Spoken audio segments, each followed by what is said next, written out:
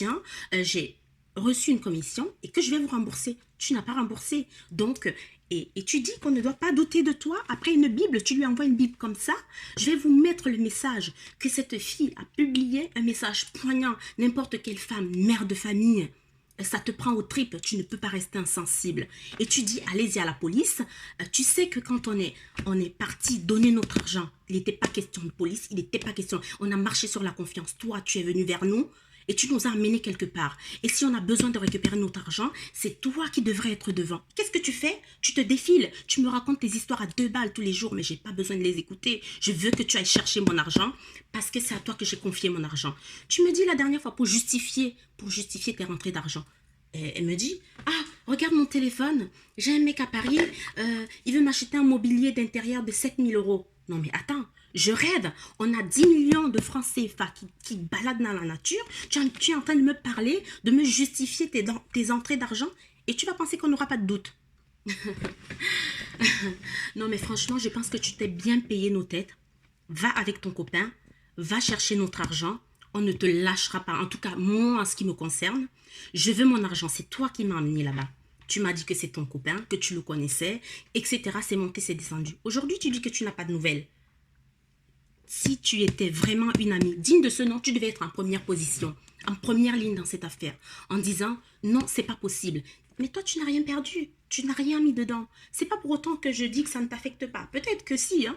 Mais j'ai énormément de doutes. Quand tu prends une commission d'1 million de francs CFA et que c'est censé être tes copines et que tu ne leur dis pas, tu ne rembourses pas, tu pars au Cameroun, tu as appelé qui? Je l'ai appelé, je lui ai dit, écoute, Naomi a pris une commission, son copain lui avait dit, j'étais là, oui, j'étais là.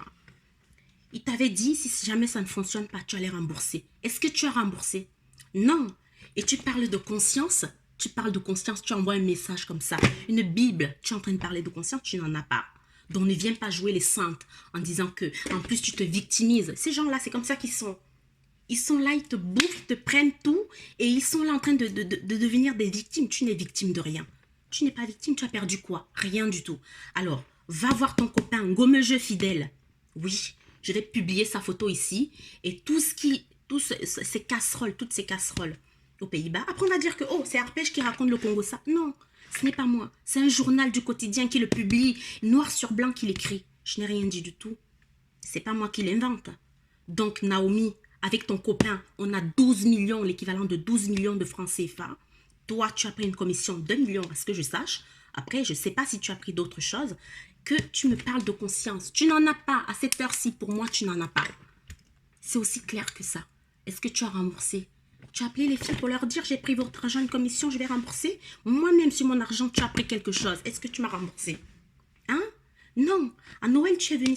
Les amis, quand vous avez ceci, tous les hommes mesquins, ils vous regardent avec amour, ils vous font des yeux doux, tous les hommes mesquins. Hein? Tu es venu ici à Noël pour offrir des cadeaux à mes enfants. Je ne veux pas tes cadeaux. D'ailleurs, j'ai dit à mon mari, tout ce qui t'appartient que tu as amené ici, soit détruit. Voilà ça. Je ne vous mens pas, voilà ça. Regardez. Regardez.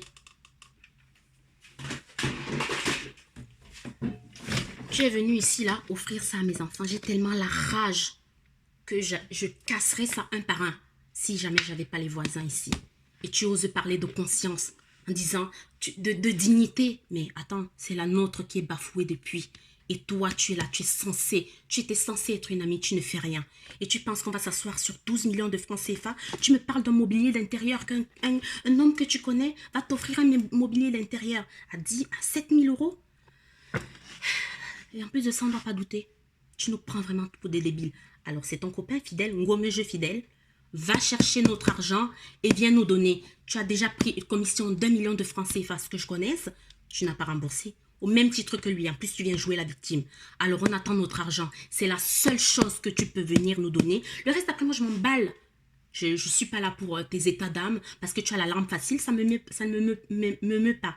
Je veux mon argent. Donc, nous toutes, nous attendons notre argent. Tu es parti au Cameroun faire tes projets? Oui, tu es parti faire tes projets au Cameroun, en train d'ouvrir un commerce. Tu ne travailles pas, tu as la chance de ne pas travailler. Mais nos économies qu'on fait, on cumule plusieurs employeurs. Chacune de nous, à qui tu es venu nous chercher pour aller donner notre argent là-bas. Oui, parce que tu es en première ligne. Quand tu es venu nous dire, donnez votre argent, c'est quelqu'un qui n'a pas besoin financièrement. Tu étais là, tu nous as convaincus avec tes paroles. Mais ces paroles, tu ne les as plus bizarrement pour aller récupérer l'argent. En plus de ça, tu penses qu'on ne va pas douter de toi. Moi, personnellement, je doute. Tu as compris, non? Je doute. J'attends mon argent. C'est tout ce que j'attends. Mon argent.